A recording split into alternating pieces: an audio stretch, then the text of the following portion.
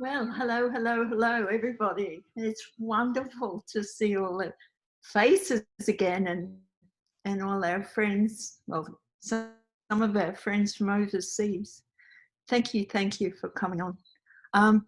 Erica's in the other room and Patricia, and in a few minutes, Patricia will start her story.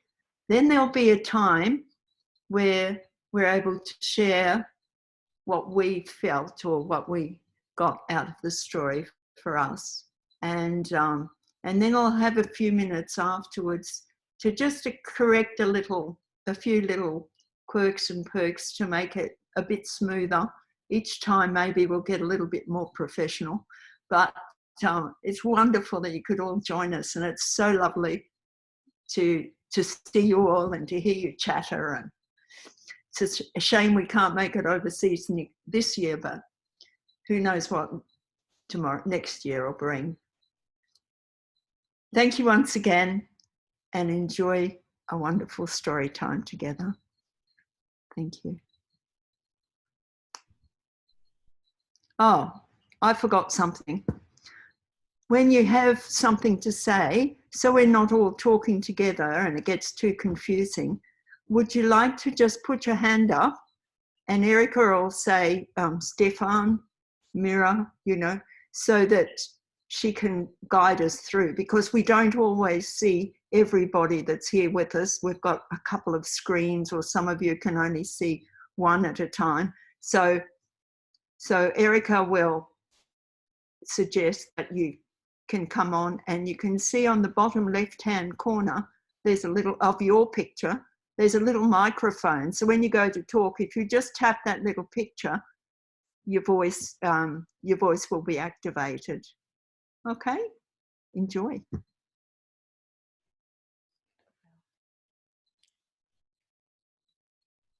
Over to you, Pat. Thank you, thank you, thank you.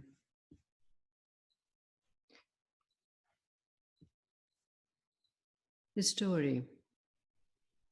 And since we are now experiencing that the planets are moving into their home spheres, and we ourselves are becoming accustomed to our new way of relating to life, perhaps it's appropriate for us to do a little bit of what we might call housekeeping.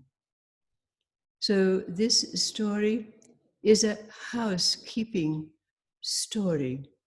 Let's see what it brings forth from us, and it's put forward to you as a challenge to dare to speak from your personal experience relative to the elements, the beings, the archetypes in the story. And it's a story told about a long time ago in a place not so very far away.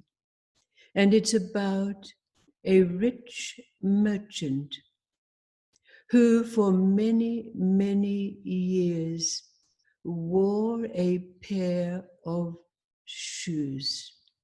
Now these shoes pinched at his toes, but he became accustomed to that. And after some time, of course, when the soles of his shoes became worn, he had them repaired. And then he had them repaired again, and again, and again, until, we might say, using the words that we would use, they became clodhoppers, nails keeping them together. And when he walked, they made a sound. And when he walked down the main street of the town, they kicked up the dust. And all of the shopkeepers complained because all of their goods became covered in the sand that had arisen from his shoes. But there were those who congratulated him on his thriftiness. And there were others who decried him for being so mean and not buying a new pair of shoes. But for the most part, the townspeople tolerated the merchant and his clodhoppers. But we all know the way of these things, the cycles of fate, destiny, kismet. What goes around comes around, and indeed it did arise. So there was a time when the merchant made a very lucrative purpose. He bought a great quantity of crystal at a very, very good price. And he anticipated that when he resold this crystal, he would make a great profit. So with this in mind, he decided to celebrate a little bit early by going to the town bathhouse to luxuriate in the sauna and be pampered. And after his pampering and bathing and massage, he unfortunately chose to go out of the opposite door to that which he entered. And outside that door, there was a very, very fine pair of leather shoes. And in his somnolent state, he stepped right into them and went home. But these shoes happened to be the shoes of the town magistrate. And after the magistrate's pampering, looking for his shoes, the only pair he could find were the clodhoppers of the merchant. And he was not at all pleased having to walk home in these atrocities. So, of course, he hauled the merchant into court and fined him heavily for his theft. Now, of course, the merchant was outraged by this.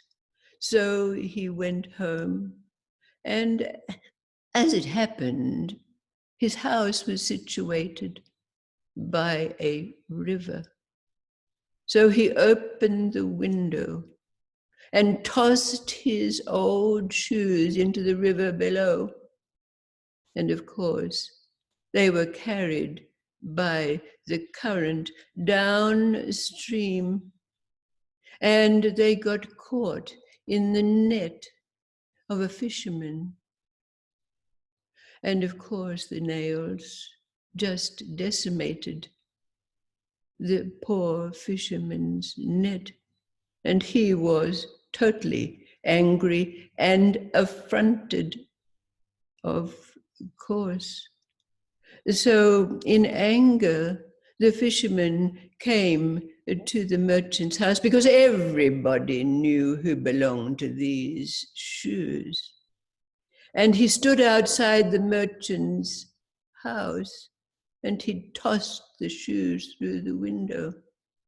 And as it happened, all the crystal was on the table inside the window, and the shoes, of course, shattered the crystal into 1,000,000 pieces. Well, of course, the merchant was beside himself with anger, losing all his profits. So he decided to take those shoes outside of town and throw them into a canal. But as it happened, this canal led to the garden of the king. And of course, the shoes blocked up off the flow to that garden. and all the king's flowers died. So, of course, again, the king was beside himself with anger, and even the king knew who these clodhoppers belonged to. So again, the merchant was fined very heavily for this. And of course, he himself was beside himself. What to do? So he decided that he would dig holes in his garden and bury them. So he got out into his yard and took his shovel and started to dig. But his neighbors noticed his activities, most unusual for a merchant.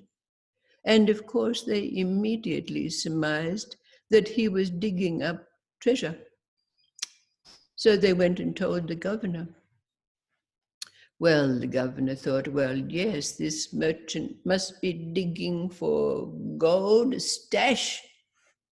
And he thought to himself, well, I could make something out of this. So he immediately went and bought some very expensive porcelain that he'd always been looking for. And then he went to the merchant's house and demanded, because of course anything that was anybody's garden belonged to the state. But of course the merchant told the governor what he was doing, but he wasn't believed at all.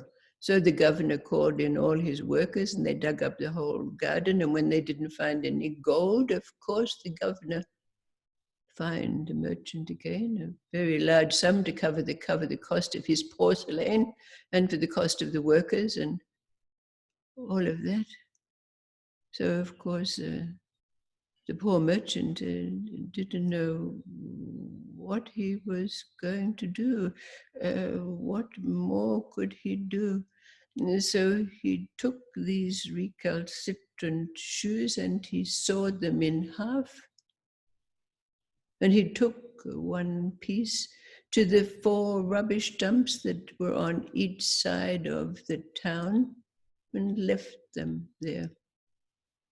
But they were found by the wild dogs that frequented those places.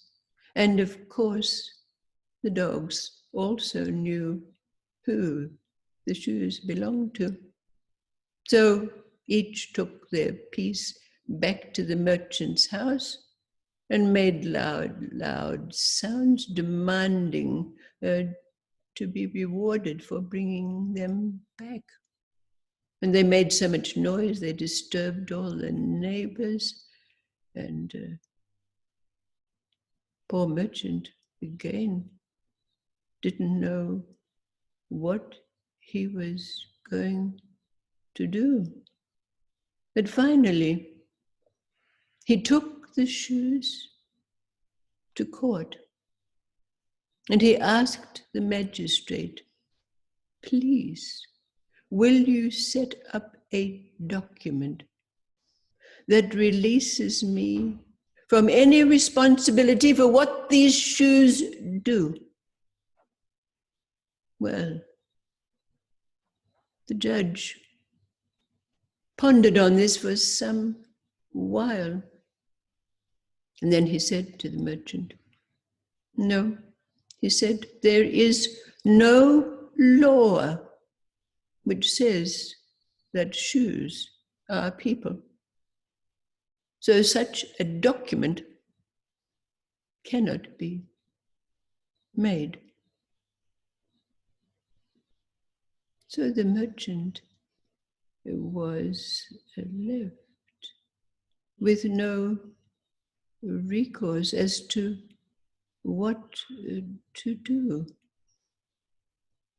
But all of us know the ways of such things.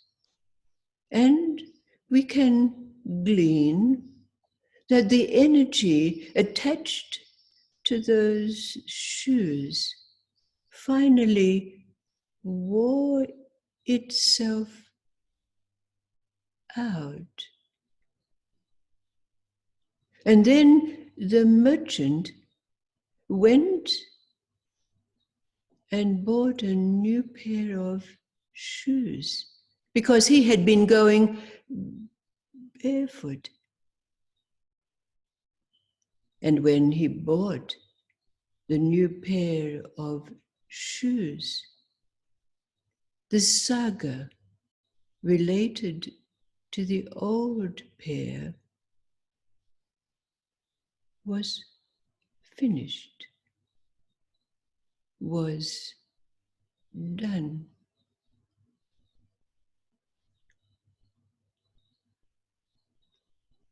You will no doubt already have yourself gleaned that the question that arises from this story directed to you, each of you, are you still wearing a pair of old clodhoppers, repaired and repaired and repaired? Or perhaps trying to disassociate yourself with them? What do these shoes represent for you? And the challenge to you is to dare to share what it is that arises for you as a recognition, and perhaps even to share where it is that you're at relative to this. Are you still wearing them? Are you still trying to disassociate yourself from them? Have you perhaps bought a new pair of shoes and seen the end of the saga of the old?